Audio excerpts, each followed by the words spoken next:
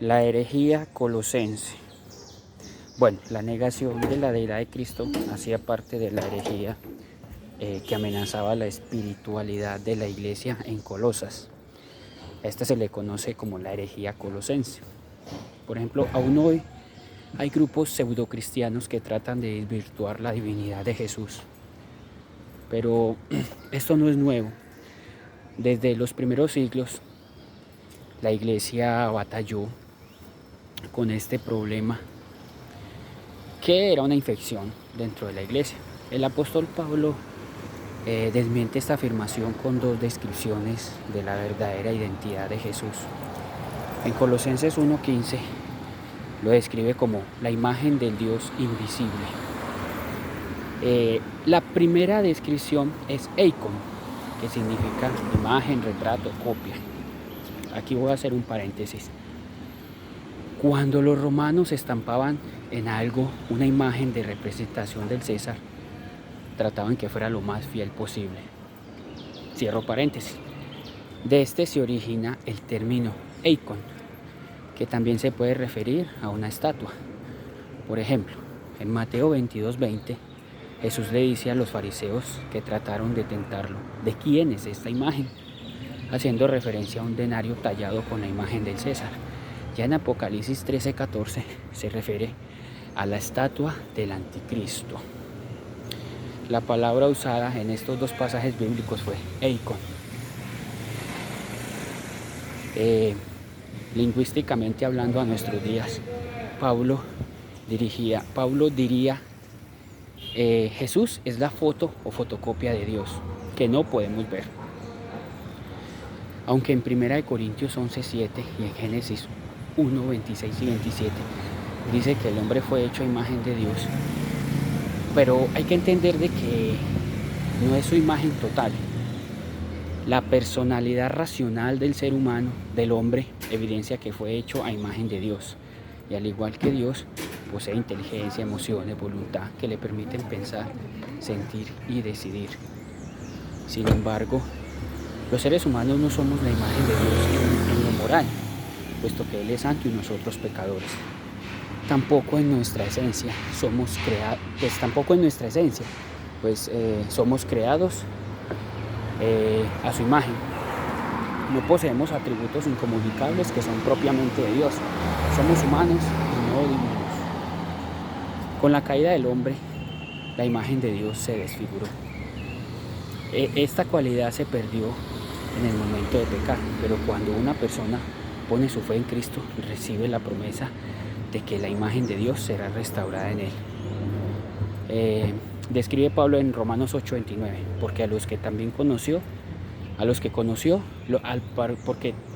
antes conoció, también los predestinó para que fuesen hechos conforme a la imagen de su Hijo. Cuando los creyentes hayamos finalizado y alcanzado la vida eterna, Dios nos hará totalmente libres del pecado.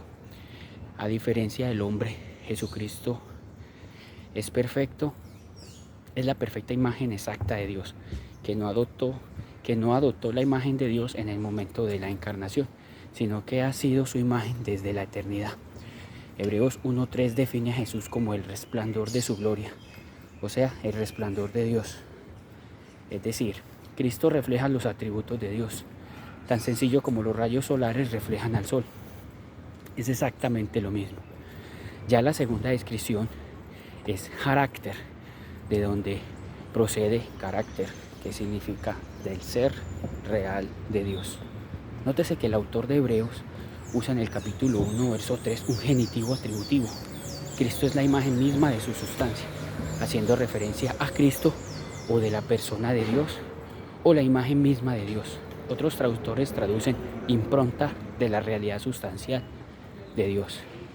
Hebreos 1:3 hace referencia a un grabado o un sello.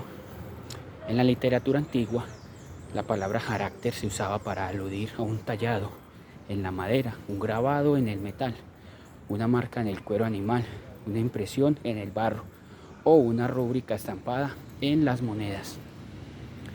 Un sello representa los rasgos distintivos característicos de un objeto.